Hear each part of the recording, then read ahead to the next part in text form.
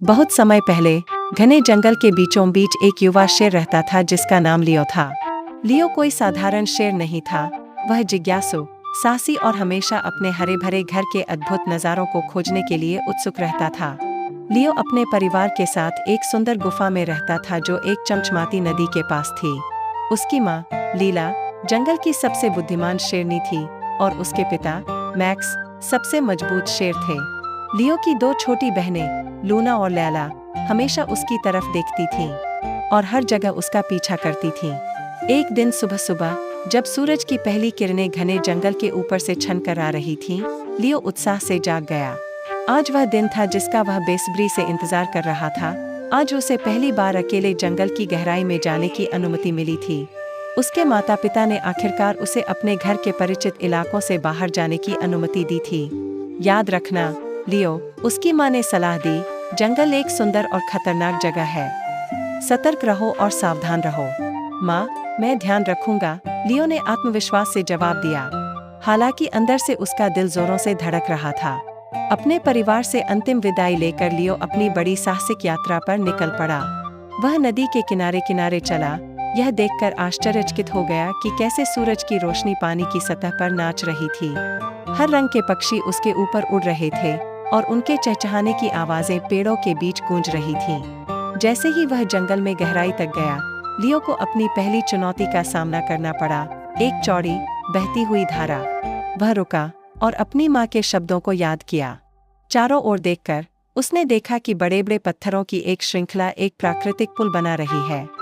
सावधानी से उसने एक पत्थर से दूसरे पत्थर पर छलांग लगाई। उसके पंजे मुश्किल से फिसलन भरी सतह को छू रहे थे। दूसरी तरफ लियो ने खुद को जंगल के एक ऐसे हिस्से में पाया जिसे उसने पहले कभी नहीं देखा था। घने बेलों वाले ऊंचे पेड़ एक ऐसी छतरी बना रहे थे कि उसके नीचे गोधूली जैसा लग रहा था। हवा फूलों की खुशबू और झाड़ियों में छिपे हुए जीवों की आवाजों से भरी हुई थी। अचानक लियो ने मदद के लिए एक धीमी आवाज सुनी। उसके कान खड़े हो गए और उसने आवाज का पीछा किया।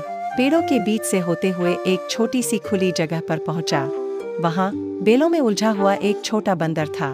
मदद करो, कृपया मेरी मदद करो, बंदर चिल्लाया।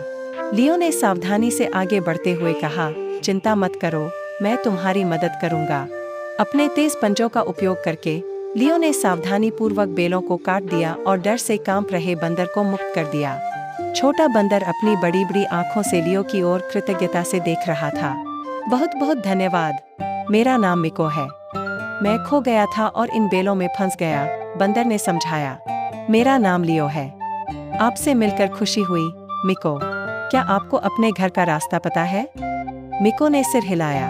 नहीं, मुझे डर है कि नहीं। मैं पहले कभी जंगल के इस गहरे हिस्से में नहीं आया।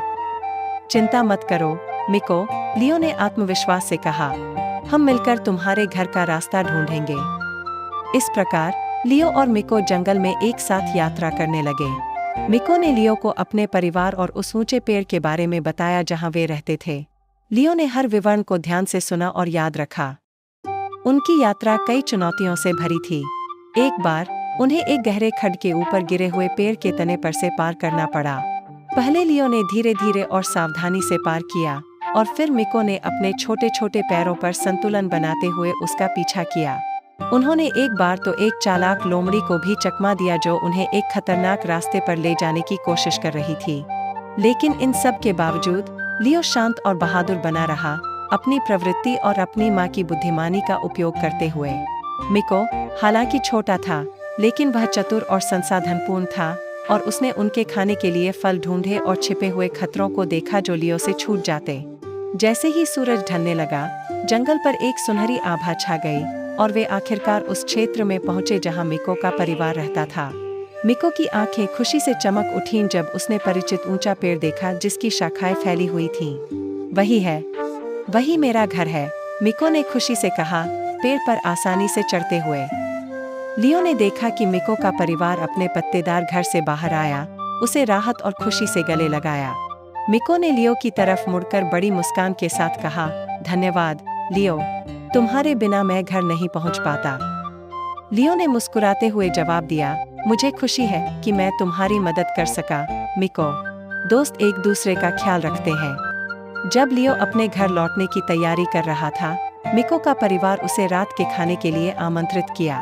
उन्होंने स्वादिष्ट फल और मेवे साझा किए और लियो ने उनके पेड़ों पर रहने के किस्से सुने। उसे एक अपनापन और दोस्ती का एहसास हुआ, यह जानकर कि उसने एक फर्क किया है। जब लौटने का समय आया, मिको और उसके परिवार ने अलविदा कहा, यह वादा करते हुए कि वे जल्द ही लियो की गुफा में उससे मिलने आएंगे। लियो जंगल के माध्यम से अपने घर की ओर बढ़ने लगा। यात्रा अब छोटी और आसान लग रही थी क्योंकि उसके पास अब नई यादें और दोस्त थे। जब वह घर पहुंचा, तो आकाश में तारे टिमटिमा रहे थे। उसका परिवार उसका इंतजार कर रहा था और उन्होंने उसे गर्व और प्यार से नहलाया। यात्रा कैसी रही, लियो? उसके पिता ने पूछा। बहुत शानदार, पापा। मैंने एक नया दोस्त बनाया और उसकी घर पहुंचने में मदद की, लियो ने उत्साह से जवाब दिया। उसकी मां मुस्कुराई, उसकी आंखों में गर्व छलक रहा था। तुमने बहुत अच्छा किया, लियो। मुझे तुम पर गर्व है। लियो अपने परिवार के साथ गुफा में आराम से लेट गया, खुशी और संतोष से भरा हुआ। उसे पता था कि जंगल एक अद्भुत और चुनौतीपूर्ण जगह है, लेकिन उसे यह भी पता था कि साहस, दयालुता और दोस्तों और परिवार के समर्थन से वह किसी भी स्थिति का सामना कर सकता है। इस प्रकार लियो सो गया, यह सोचते हुए कि जंगल के बीचों बीच और भी कई रोमांचक कारनामे उसका इंतजार कर रहे हैं। यह कहानी साहस, दोस्ती और बहादुरी की भावनाओं को पकड़ती है, जो बच्चों के लिए